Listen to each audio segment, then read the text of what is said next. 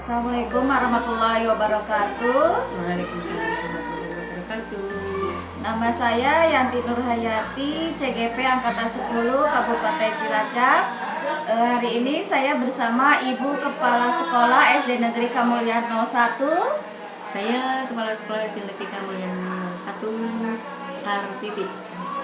Selamat siang Ibu. Selamat siang Ibu Yanti. Bagaimana kabarnya hari ini Bu? Alhamdulillah baik, sehat, luar biasa. Maaf Ibu, ini saya ganggu waktunya. Saya ingin berbincang sedikit dengan Ibu tentang pengambilan keputusan berbasis nilai-nilai kebajikan sebagai pemimpin Bu. Ini kita mulai aja ya Bu. Selama ini bagaimana Ibu dapat mengidentifikasi kasus-kasus yang merupakan dilema etika Bu? Dalam identifikasi kasus-kasus dilema etika, saya berkoordinasi dengan guru untuk melihat kasus-kasus yang terjadi, kemudian siapa yang terlibat, kemudian untuk melihat kebenarannya. Saat itu kami melakukan musyawarah bersama untuk mengambil keputusan sesuai dengan tersebut. Selama ini bagaimana Ibu menjalankan pengambilan keputusan di sekolah, terutama untuk kasus-kasus di mana ada dua kepentingan yang mempunyai nilai-nilai kebajikan yang sama?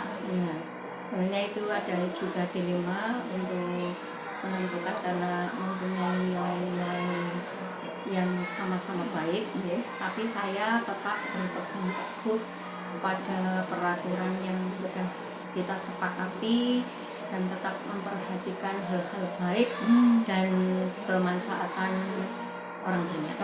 Sekarang Bu, langkah-langkah atau prosedur apa yang Ibu lakukan selama ini untuk menyelesaikan masalah tersebut?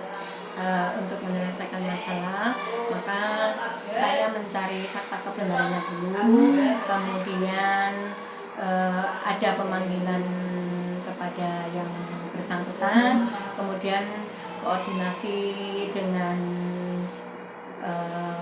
guru, kemudian baru kita mengambil keputusan seperti itu. Jadi keputusan benar-benar sesuai data dan fakta gitu. Ya, harus dibuktikan dengan adanya fakta, sehingga kita tidak ragu-ragu dalam memutuskan suatu masalah. Bagus sekali itu. Terus hal-hal apa saja yang menurut Ibu itu efektif untuk menyelesaikan masalah tersebut Bu? Yang efektif untuk menyelesaikan masalah itu saya melakukan komunikasi internal dengan guru lain maupun dengan teman sejawat, yaitu teman kepala sekolah, ataupun melakukan komunikasi dengan atasan.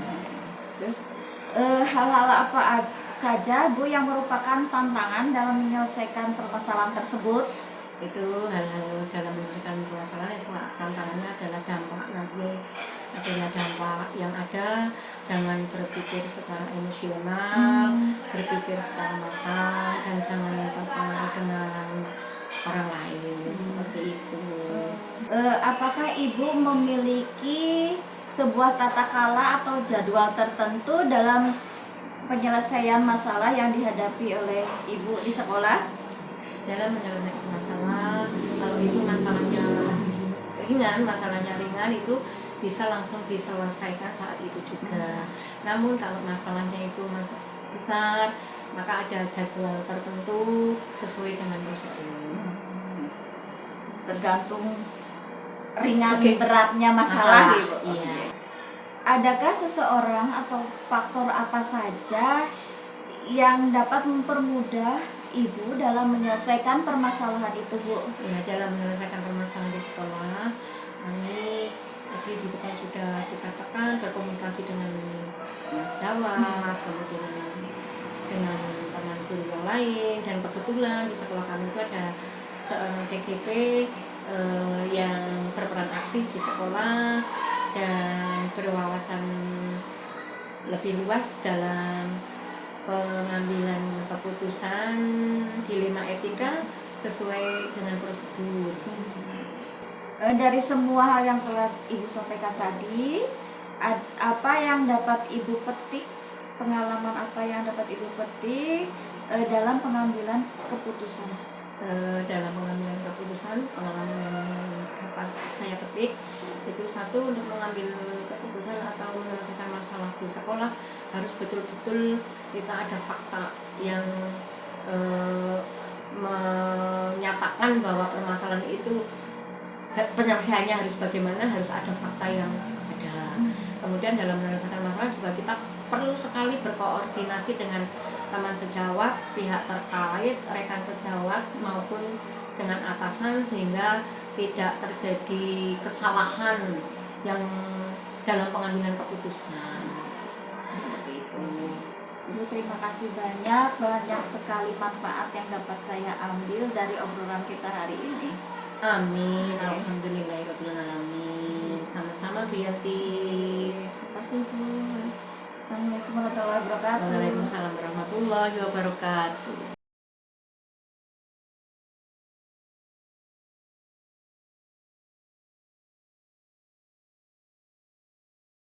Assalamualaikum warahmatullahi wabarakatuh. Waalaikumsalam. Perkenalkan, nama saya Yanti Nurhayati, CGP Angkatan 10 Kabupaten Cilacap. Ini bersama Ibu Kepala Sekolah SD Negeri Kamulyan 06, Ibu. Saya Siti Purwanti, SPD. Kali ini saya akan belajar tentang wawancara penyelesaian masalah. Selamat siang Ibu. Selamat siang, Ibu Yanti. Bagaimana kabarnya Bu hari ini? Alhamdulillah sehat. Maaf ya Bu diganggu. Saya tidak apa-apa. Bu Sewu, Ibu, ini saya dapat tugas dari CGP Angkatan 10 untuk mewawancarai Ibu kepala sekolah. Ini ada beberapa hal yang akan saya tanyakan Ibu. Mohon kiranya Ibu mau menjawab apa yang saya tanyakan. Ya, Mbak Yanti, terima kasih atas kepercayaannya. Insya Allah saya berusaha menjawab sebisa saya. Langsung aja Ibu. Ibu, selama ini bagaimana Ibu dapat mengidentifikasi kasus-kasus yang merupakan dilema etika atau rujukan moral? Selama yang saya jalani di sini dengan mengikuti kasus, yaitu dengan cara observasi, terus mempelajari. Setelah observasi saya pelajari dulu, lalu menyimpulkan kasus yang terjadi. Seperti itu. Selanjutnya kesimpulan itu dapat digunakan untuk menindaklanjuti kasus tersebut. Seperti itu. Ibu pernah mengalami kasus yang menimbulkan dilema gitu? Kasus yang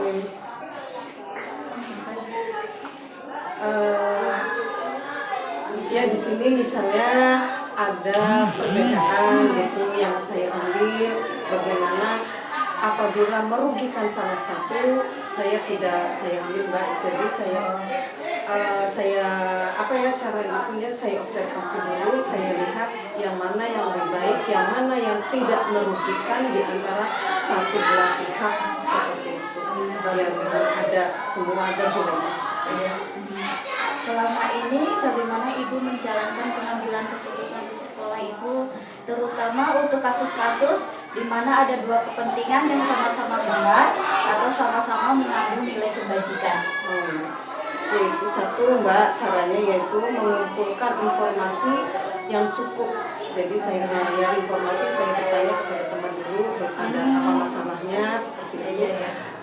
Yang kedua, mempertimbangkan dampak dari masing-masing keputusan yang tadi saya ambil. Yang selanjutnya melibatkan sesama pihak yang terkait. Ya, di situ ada masyarakat, saya, warga sekolah, seperti itu. Yang selanjutnya memperhatikan nilai-nilai prinsip yang mendasari untuk kepentingan tersebut. Yang saya ambil dari kesimpulan dari masalah tersebut, apa disesuaikan dengan porsinya masing-masing, tidak merugikan. Bagus banget Ibu. Jadi, itu untuk penyelesaian masalah itu langkah-langkah atau prosedur apa yang biasa Ibu lakukan? Langkah-langkah untuk mengambil keputusan itu saya biasanya mengidentifikasi keputusan yang saya ambil itu nanti seperti apa. Yang kedua, mengumpulkan informasi yang relevan, dan selanjutnya mencari solusi alternatif apa yang terbaik. Selanjutnya mempertimbangkan bukti-bukti yang ada yang hasil dari observasi tersebut. Biar tepat Ibu. Terus hal apa saja yang selama ini Ibu anggap efektif dalam pengambilan keputusan Bu?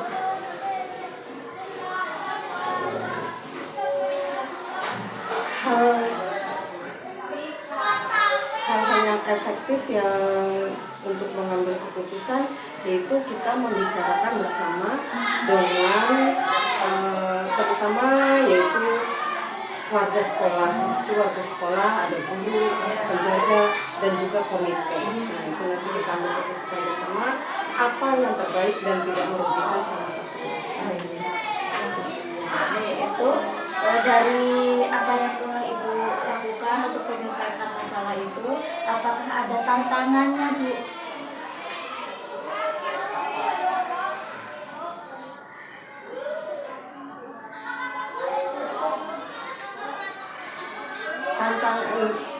Semua itu tantangan selalu ada tantangannya.